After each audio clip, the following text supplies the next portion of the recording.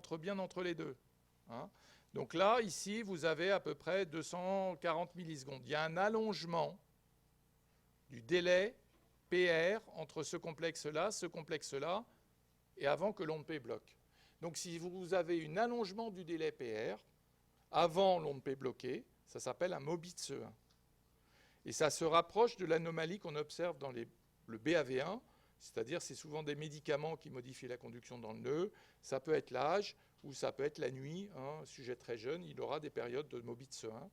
Alors ça, c'est pas très inquiétant parce que ça signe que le trouble de conduction est dans le nœud auriculoventriculaire, cette espèce de boule jaune, et que si jamais ça ne conduit plus du tout, bah les cellules d'en dessous, elles peuvent avoir une automaticité et le cœur ne s'arrête pas complètement. Donc vous voyez, ce n'est pas que de la description et pour faire plaisir au docteur Mobitz, c'est que ça a une valeur un peu prédictive sur la gravité de l'anomalie. Donc un Mobitz-E1, c'est en général pas très grave. S'il y a sur les médicaments, ben on diminue les doses des médicaments qui donnent ça. Et là, alors on reprend ce bâton de pèlerin, hein, on regarde une onde P, un QRS, une onde P, un QRS, une onde P, un QRS, et puis là il y a une onde P, et il manque quoi? Un QRS. Une onde P qui ne conduit pas de temps en temps, ça s'appelle un bloc auriculoventriculaire du deuxième degré. Et là, à la différence de tout à l'heure, ben, si vous prenez une petite règle, vous allez voir que l'espace PR, il est constant. Donc, il ne change pas avant le bloc de cette onde P.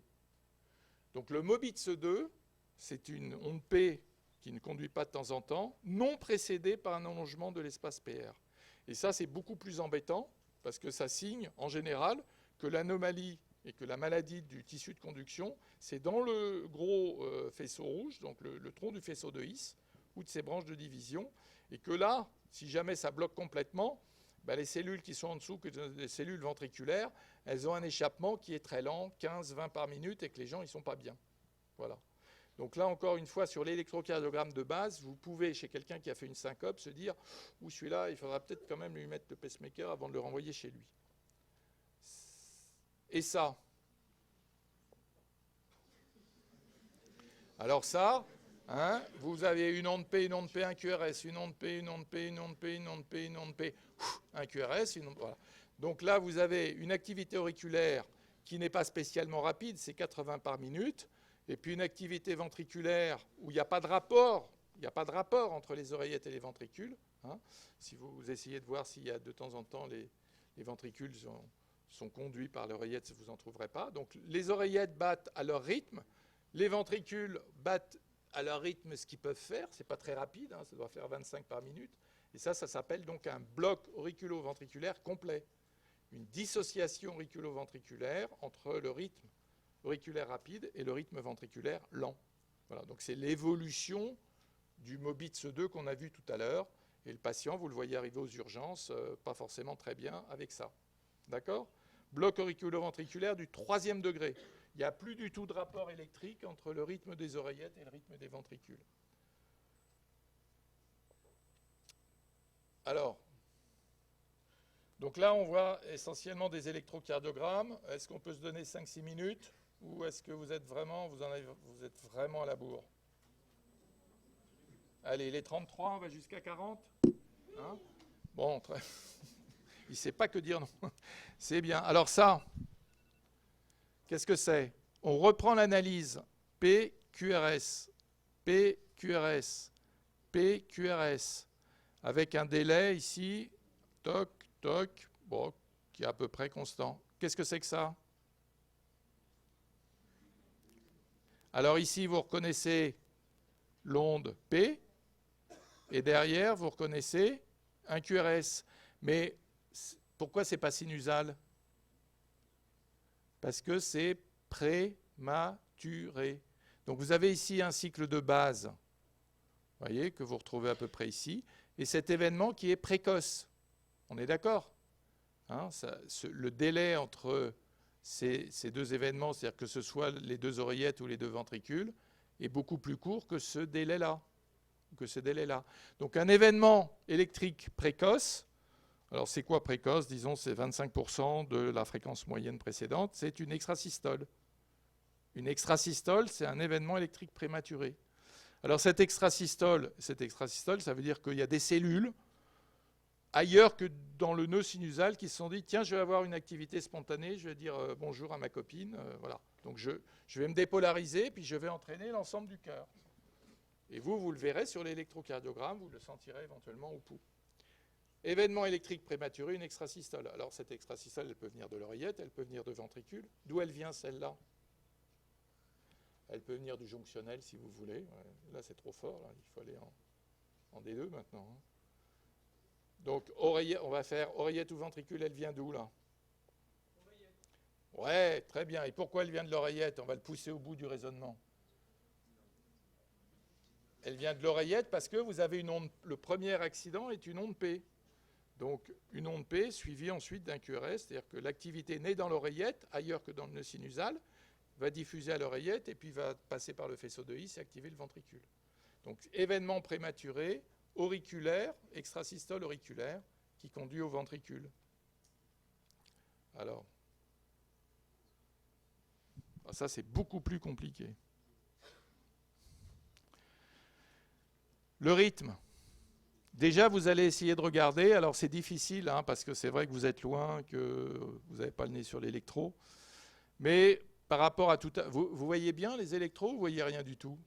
Vous arrivez à voir quand même? Bon, donc là, par exemple, on peut regarder, il n'y a pas d'activité apparemment auriculaire très bien organisée. Hein, il n'y a pas les ondes P qu'on voyait tout à l'heure. Donc, il y a déjà un truc de dire ça, c'est pas normal. La deuxième chose, c'est que si on regarde en globalité, le rythme, il est comment? Il est rapide ou pas rapide? Il est régulier ou pas régulier? Il est irrégulier, plutôt rapide, et les QRS sont fins ou larges? Si les QRS sont fins, ça veut dire que ça naît au-dessus de la division du faisceau de His. On est d'accord? Et qu'il n'y a pas d'anomalie de conduction dans le faisceau de His et qu'il n'y a pas quelque chose en plus que le faisceau de His. Donc c'est une activation normale. Donc vous êtes déjà dans un trouble du rythme au-dessus, hein, de la branche de division du faisceau de His. Le fait que ce soit très irrégulier, c'est très irrégulier, c'est-à-dire qu'aucun des cycles QRS n'est la même durée, ça vous évoque d'emblée une fibrillation auriculaire. Fibrillation auriculaire, c'est une arythmie de la partie haute du cœur. Les oreillettes, 400, 500, 600 par minute. Ça va très très vite. Et grâce au nœud auriculo-ventriculaire, cette fréquence très rapide n'est pas conduite en 1 sur 1 au ventricule. Sinon, une fibrillation auriculaire qui se conduit au ventricule en 1 sur 1, ça donne une fibrillation ventriculaire. C'est-à-dire que le cœur, les ventricules battent à 400, 500. 400, 500, ils ne peuvent pas se remplir. Hein, donc, il n'y a plus de circulation et le patient fait une syncope, puis, en général, meurt, si on ne remet pas le cœur régulier. Donc, la fibrillation auriculaire, ça donne une arythmie très irrégulière. Aucun QRS n'a vraiment la même durée. Et puis, quand vous regardez bien, vous n'avez pas cette onde P habituelle et vous voyez ce qu'on appelle une trémulation de la ligne de base. Alors, je pense que vous ne la voyez pas très bien, mais si vous rapprochez, vous la verrez. Et ça veut dire que vous avez une contraction, je vous dis, à 300, 400 dans l'oreillette et que c'est complètement anarchique. Fibrillation auriculaire. Alors ça, vous analysez, le rythme est rapide ou lent? Et le rythme est rapide. Donc c'est une tachycardie. La fréquence de cut-off de la tachycardie, c'est combien? On dit qu'il y a une tachycardie quand vous êtes au repos supérieur à 100 par minute. Hein, et la bradycardie, c'est en dessous de 50. Mais encore une fois, si le patient vient de courir parce qu'il était en retard à la consultation, que vous lui faites un électro tout de suite, il peut être à 100 par minute couché. Donc vous savez que la fréquence cardiaque, elle varie tout le temps. Mais enfin, néanmoins, au repos, normalement, on a un cœur inférieur à 100. Donc là, vous avez une tachycardie puisque vous avez à peu près... Alors, il y a une façon précise, c'est de prendre le nombre de petits carreaux et de diviser 60 000 par les millisecondes que vous avez trouvés avec les petits carreaux. Sinon, quand il y a un grand carreau qui sépare deux QRS, c'est 300 par minute. Deux grands carreaux qui séparent les QRS, ça fait 150 par minute. Hein, et ensuite 100, donc vous décroissez. Et c'est une façon assez rapide d'appréhender la fréquence. Ici, vous avez en gros deux grands carreaux qui séparent deux QRS. Donc, ça vous fait 150 par minute. 150 par minute au repos, ce n'est pas normal, donc c'est une tachycardie. Les QRS sont réguliers ou pas réguliers? Ils sont réguliers, parfaitement réguliers. Ils sont fins ou larges? Fins. Donc s'ils sont fins, c'est toujours pareil, hein, on va se reporter au-dessus du tronc du faisceau de His.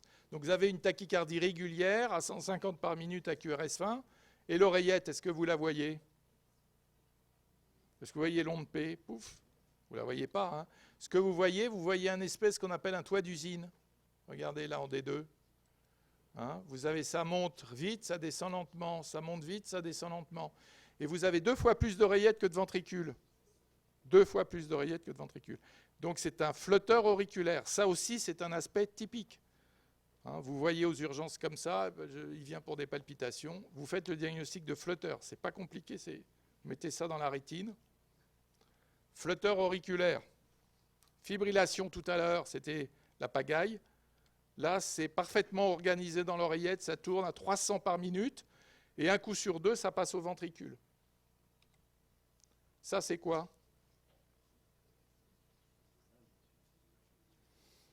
Alors, on reprend l'analyse PQRS, PQRS.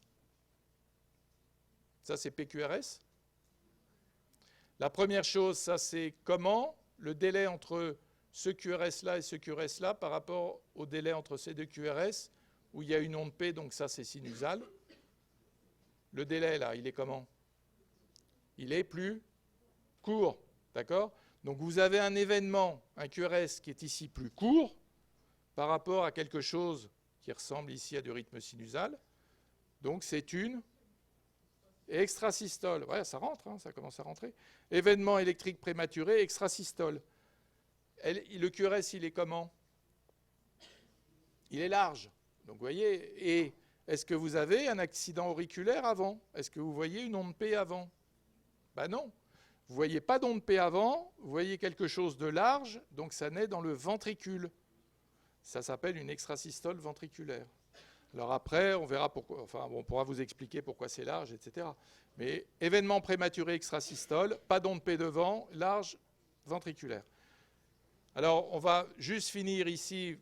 Vous avez 3 extrasystoles ventriculaires, ça s'appelle un triplet. Quand vous en avez 2 de suite, ça s'appelle un doublet.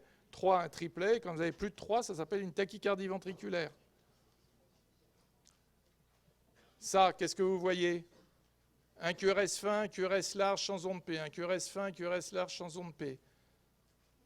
Donc vous avez un QRS sinusal, une extrasystole. Un QRS sinusal, une extrasystole. Un coup sur 2, ça s'appelle un bigéminisme. Bigéminisme. Une extrasystole, un coup sur 2. Oula, ça va pas là, hein? Faut appeler le docteur là, hein? Il se sent pas bien lui, hein? Donc là, vous reprenez l'analyse, vous regardez, c'est rapide, ça va vite, hein, même c'est oula, tellement ça va vite. Les QRS sont cette fois-ci larges, réguliers. Alors, il y a tout un algorithme pour faire le diagnostic. C'est une tachycardie ventriculaire. C'est-à-dire que l'anomalie, elle est située cette fois dans le ventricule. C'est une cellule ou c'est un petit circuit qui fait que ça tourne à toute vitesse et c'est ça qui entraîne le rythme global du cœur. Et puis pour finir, la cerise sur le gâteau, vous êtes de garde quelque part, les gens sont monitorés, vous voyez ça sur le monitoring, qu'est-ce que vous dépêchez d'aller voir? Oui, vous dépêchez d'aller voir le patient et vous essayez de prendre le défibrillateur en passant. Hein. Donc vous voyez que vous avez ici un rythme sinusal. Alors les gens qui n'écoutent pas et qui parlent, le jour où ils seront de garde et qui auront une fibrillation ventriculaire et qui ne seront pas le bon réflexe, ils se feront quand même drôlement engueuler par leur interne ou leur chef de clinique. Donc il y a des choses en médecine qu'il faut bien savoir repérer parce que vous êtes normalement fait pour sauver la vie des gens. Et donc il faut vraiment identifier les urgences. Et quand vous voyez ça, parce que vous le verrez forcément, si vous prenez des gardes, que ce soit en réa polyvalente ou en réa chirurgie, vous aurez des patients qui font ça. Donc il faut vous mettre l'œil en disant, quand je vois ça, je vais vite voir la tête du malade et je prends mon défibrillateur. OK? Donc là, vous avez votre rythme sinusal, une extrasystole ventriculaire, ça ne fait rien. Le rythme sinusal continue. Une extrasystole ventriculaire qui déclenche cette tachycardie ventriculaire polymorphe, hein, qui va certainement se terminer en fibrillation ventriculaire. C'est-à-dire que si vous n'avez pas défibrillé ce patient, il sera mort au bout de 4 minutes, ou au moins décérébré. Voilà. D'accord? Donc ça, ce sont des choses que vous apprendrez à reconnaître, mais il faut déjà vous mettre... et ça glorifie quand même l'action du médecin, parce que là, vous sauvez vraiment votre patient. Si vous n'avez pas le réflexe, ça ne le fera pas. Vous le sauverez, mais avec des séquelles neurologiques. Voilà, je vous remercie.